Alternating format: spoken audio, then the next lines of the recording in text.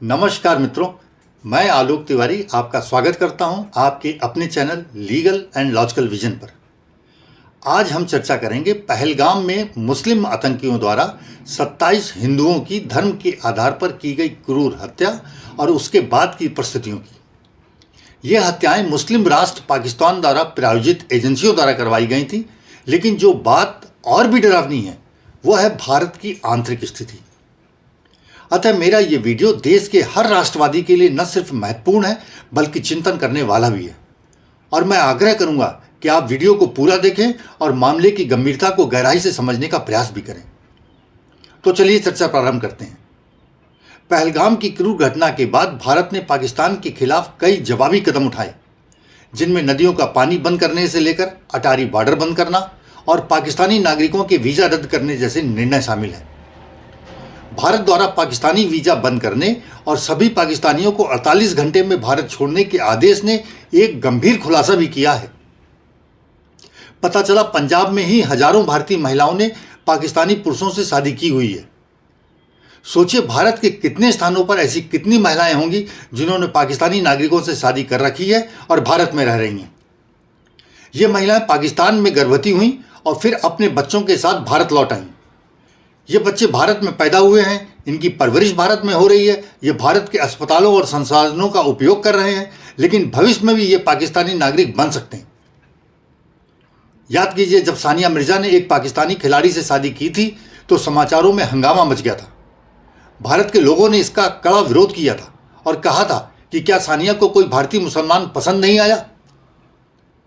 लेकिन अब प्रश्न उठता है और आपके सोचने का विषय भी है कि अगर भारत और पाकिस्तान के बीच युद्ध छिड़ता है तो क्या ये परिवार भारत के साथ खड़े होंगे। मैं दर्शकों से पूछता हूं कि आप बताइए, हां या नहीं, या ये लोग पाकिस्तान का पक्ष लेंगे। ये भारत के लिए बेहद चिंताजनक स्थिति है। ये एक नया पाकिस्तान है जो भारत के अंदर ही बन रहा है। यह हमारे सिस्टम और कानून की एक बड़ी खामी को दर्शाता है, जिसे भारत सरकार को तुरंत ठीक करना ही होगा। मित्रों, अगर आपकी याददाश्त ठीक है तो आप जानते ही होंगे कि देश का बंटवारा धर्म के आधार पर हुआ था। उस समय मोहम्मद अली जिन्ना ने कहा था कि हिंदू और मुसलमानों का धर्म अलग अलग है, ये दो अलग अलग कौमें हैं और ये साथ नहीं रह सकते। उनकी बात का समर्थन तब के लगभग 96% मुसलमानों ने जिन्ना को वोट देकर के किया था। देश बंट गया था और पाकिस्तान मुस्लिम राष्ट्र के रूप में बन भी गया था। और ठीक यही बात उसी भाषा और उसी तेवर में पाकिस्तानी आर्मी का मुखिया मुनीर आज कह रहा है। उसका यह संदेश सिर्फ पाकिस्तानी मुसलमानों के लिए नहीं बल्कि मुस्लिम धर्म मानने वाले सभी लोगों को संबोधित करता है। और 27 हिंदुओं की धर्म पूछकर हत्या किया जाना भी भारतीय मुसलमानों को मुनीर का अस्पष्ट परोक्ष संदेश है कि तुम हमारे भाई हो, हमने तो काफिरों की ही हत्या की है। अब बात करते हैं भारत के मुसलमानों की। भारत में लगभग 30 करोड़ मुसलमान हैं, फिर भी उनमें से हजारों परिवार अपनी बेटियों की शादी पाकिस्तानी मुसलमानों से कर रहे हैं, जो उनके पाकिस्तानी प्रेम को प्रदर्शित करता है। ये लोग भारतीय नागरिकता भी छोड़ना नहीं चाहते और न ही अपने बच्चों को भारत से बाहर ले जाना भी चाहते हैं। वे भारत में रहकर अपने बच्चों को यहीं बड़ा करना चाहते हैं। लेकिन वहीं यक्ष प्रश्न फिर खड़ा हो जाता है कि भविष्य में ये बच्चे बड़े होकर पाकिस्तान के हित में काम करेंगे या भारत की प्रगति में योगदान देंगे। इनमें से कितने बच्चे धर्म के नाम पर मदरसों की पढ़ाई कर रहे हैं और उसे छोड़ना भी नहीं चाहते, क्योंकि इनके लिए धर्म प्रथम है। ये कितना खतरनाक है, ये सोचने की बात है। और मित्रों, धर्म के आधार पर एकता का दोहरा चेहरा भी अभी अभी सामने आया है। हाल ही में पहलगाम हमले के बाद कुछ मुसलमानों ने अपनी बाहों पर काली पट्टी बांधकर भारत के साथ एकजुटता दिखाई है, जिसे मैं सराहनीय मानता हूं। लेकिन क्या यह वास्तव में है, यह भी एक प्रश्न है। लेकिन ये वही मुसलमान लोग हैं जो गाजा के मुसलमानों के लिए इजराइल के खिलाफ सड़कों पर उतर आए थे। यह भी उनका अधिकार हो सकता है। लेकिन 1991 में कश्मीरी पंडितों के नरसंहार पर जब 3 लाख हिंदुओं को अपना घर छोड़ करके भागना पड़ा था और मस्जिदों से रालिब गालिब या चालिब के ऐलान हुए थे, तब इनमें से किसी ने आवाज क्यों नहीं उठाई थी। प्रश्न तो बनता है कि अगर आप मानवता के आधार पर गाजा के मुसलमानों के लिए बोल सकते हैं, इजराइल का विरोध कर सकते हैं, तो कश्मीर में हिंदुओं के दर्द पर आपकी चुप्पी क्या बताती है? क्या आप सिर्फ धर्म देख करके ही समर्थन करते हैं? प्रश्न यह भी है कि कश्मीरी पंडितों के कत्लेआम के बाद उनके घरों, मकानों और जमीनों पर कब्जा करने वाली कश्मीरियों ने अभी तक उन्हें क्यों नहीं कहा कि आप लौट आइए, हमारे पास आपके मकान और घर सुरक्षित रखे हुए हैं, हम आपको वापस करते हैं। वहीं इतने जघन्य हत्याकांड के बाद वे पर्यटकों से कह रहे हैं कि आप चिंता मत करिए, कश्मीर घूमने आइए, हम आपके साथ हैं। कितना दोगलापन है ये! पर्यटकों से पैसे मिलेंगे, आमदनी होगी, लेकिन वहीं कश्मीरी पंडितों के छीने हुए घर और मकान आपको वापस करने पड़ेंगे और साथ में वो कश्मीर में रहेंगे भी। इसे दूसरे अर्थ में समझिए, वे आपको कश्मीर में रहने नहीं देना चाहते, बस आपसे इतना चाहते हैं कि आप अपना पैसा खर्च करके कश्मीर घूमने जा सकते हैं। भले देश में धारा 370 खत्म हो गई हो, कश्मीर में बसने का विचार दिमाग में मत लाइएगा, ये उनका अप्रत्यक्ष संदेश है।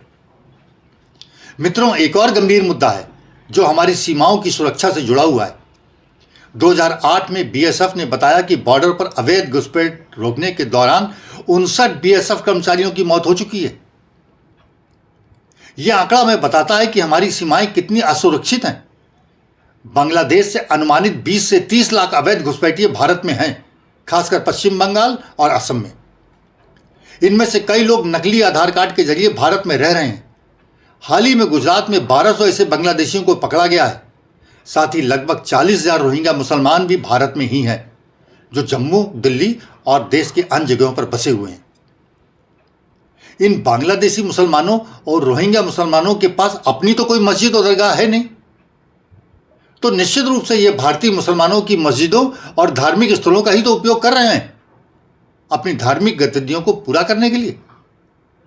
क्या इसे बांग्लादेशियों और रोहिंग्याओं को धार्मिक समर्थन नहीं माना जाए? ऐसी स्थिति में भारतीय राष्ट्रवादी मुसलमानों के लिए भी जरूरी है कि वह इन घुसपैठियों का समर्थन न करें, अन्यथा उनका आचरण भी संदेह के घेरे में आ सकता है। यह स्थिति न सिर्फ सुरक्षा के लिए खतरा है, बल्कि हमारे संसाधनों पर भी एक बहुत बड़ा बोझ डाल रही है। और इतना ही नहीं, ये घुसपैठिए भारत के मजदूरों और गरीबों का हक मार रहे हैं, उनकी रोजी रोटी छीन रहे हैं, उनके छोटे छोटे रोजगारों, नाई की दुकान से लेकर के रिक्शा चलाने तक के काम पर कब्जा कर रहे हैं। दोस्तों, ये स्थिति बहुत गंभीर है। धर्म के नाम पर बंटवारा पहले भी हुआ है और आज भी धर्म के नाम पर एक नई दीवार खड़ी हो रही है।